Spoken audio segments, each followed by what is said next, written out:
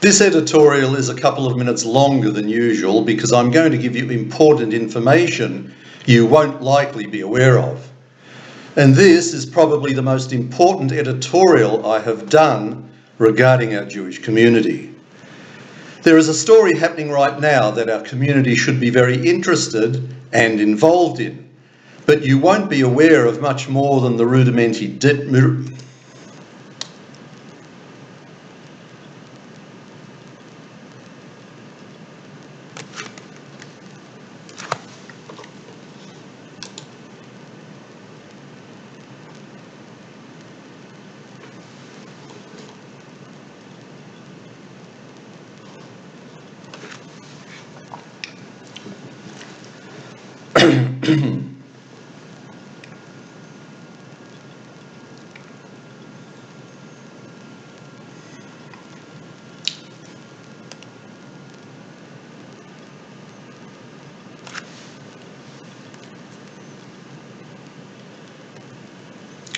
This editorial is a couple of minutes longer than usual because I'm going to give you important information you likely won't be aware of. And this is probably the most important editorial I have done regarding our Jewish community. There is a story happening right now that our community should be very interested and involved in, but you won't be aware of much more than the rudimentary details for a very simple reason. And that is that some of our communal organisations have chosen to play it down or ignore it. And this means that for the people involved, they have felt ignored and unsupported, both morally and financially. I am referring to the case of the 5 former students of Brighton Secondary College who are suing the Victorian government and the school, including the principal and other teachers, over alleged instances of repeated anti-Semitism that they suffered during their time as students of that school. For 4 of the 5 students, the anti-Semitism they experienced was so bad that they had to leave the school. This matter is still before the court, and I emphasise nothing has been proven yet, but just listen to these allegations. These students say that the school had a failed system of education and discipline with respect to Jewish issues and concerns, which resulted in a normalised culture of anti-Semitism that involved daily and weekly verbal insults, dirty jokes, and racist gestures. This was coupled with abundant amounts of anti-Semitic graffiti on school grounds. Nazi swastikas were drawn all across the school, on desks, toilets, walls, windows, lockers, books, numbering well into the hundreds across the 8-year period of 2013 to 2020.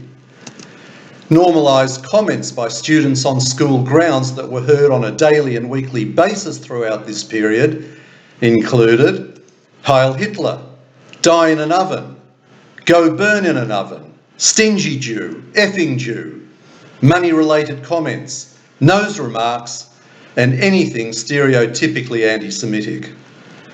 The students alleged that they experienced daily and or weekly verbal and physical assaults by non-Jewish students, plus unlawful discrimination by the school staff and the authorities. Assaults inflicted on the Jewish students throughout this period included one student being lured to a park and robbed in the middle of the night by 5 fellow students who bullied him at school for years.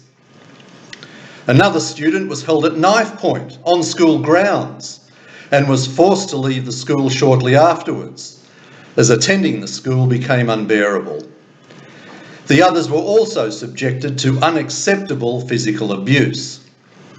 And when these Jewish students and their parents regularly complained to school staff and authorities, the complaints were met with no response or an insufficient response. This case is in court right now and, in fact, is almost at the conclusion of the trial. Yet the boys are very disappointed at not getting the publicity and support they might have expected from our Jewish community. This is most surprising, as you would think that the Jewish community would treat something like this with the utmost seriousness. In fact, this case of anti-Semitism directed towards children will have international ramifications as it falls under a UN Charter and raises significant human rights issues. The case also focuses on the nature of anti-Semitism and how it arises in a school context and within Australia, both historically and more recently. The non-Jewish law firm representing the boys, Cornwall's, is doing so on a no-win, no-pay basis and primarily pro bono, and they deserve a big yasher koach for it. Their Jewish barrister, Adam Butt, is also working on the same basis, but as a Sydney-sider, he is also financing his travel, accommodation and other expenses out of his own pocket. The boys started a GoFundMe page, which unfortunately hasn't been particularly successful, mainly because very few people have known about the case. So we at the AJA feel that although this case primarily involves the 5 students fighting alleged anti-Semitism by taking on the school and the Victorian government, they are also fighting on behalf of all of us. Anti-Semitism is on the rise, and we see Jews vilified in both the mainstream and social media. And there is also no doubt that in this era of wokeness, anti-Zionism is also becoming the new anti-Semitism. So what these boys and their families are doing is a big mitzvah on behalf of all of us. But what have you heard from our Jewish media or communal organisations? Not very much.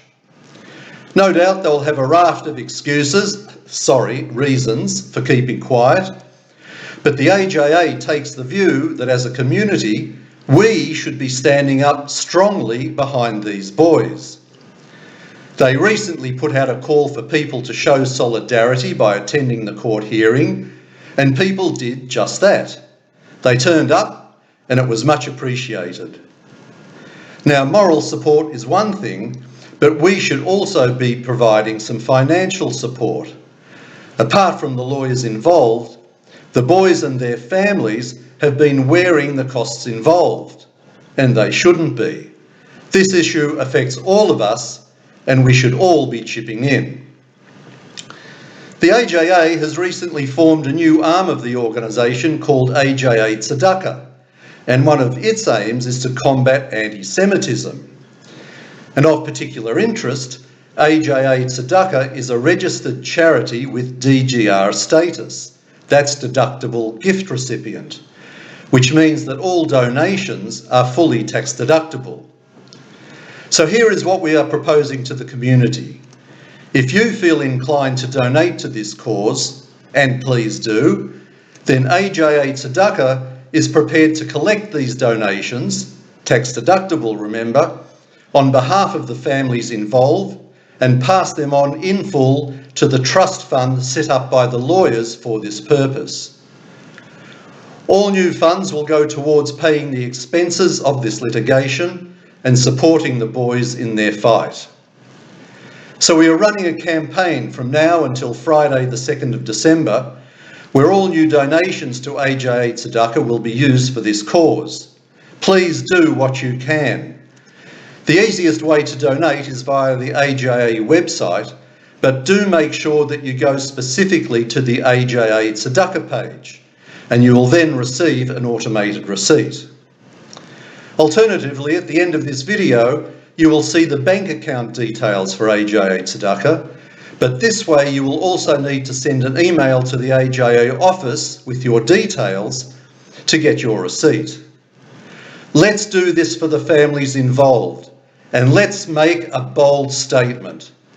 We can't ignore the anti-Semitism that's flourishing in our community, but we can fight it, and together we can have a big impact, potentially with worldwide implications.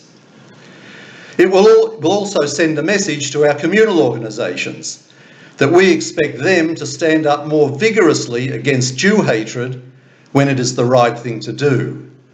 And right now, it is the right thing to do. This is Alan Friedman for the Australian Jewish Association.